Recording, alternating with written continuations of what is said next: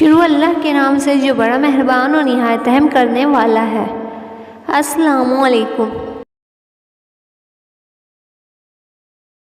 رسول اللہ صلی اللہ علیہ وسلم نے فرمایا کہ 4 عادتیں جس کسی میں ہوں تو وہ خالص منافی ہے، اور جس کسی میں ان 4 میں سے ایک عادت ہو تو وہ بھی نفاق ہی ہے جب تک اسے نہ چھوڑ دے۔ وہ یہ ہے جب اسے امین بنایا جائے تو امانت میں خیانت کرے، اور بات کرتے وقت جھوٹ بولے، اور جب کسی سے عہد کرے تو اسے پورا نہ کرے، اور جب کسی سے لڑے تو گالیوں پر اتر آئے۔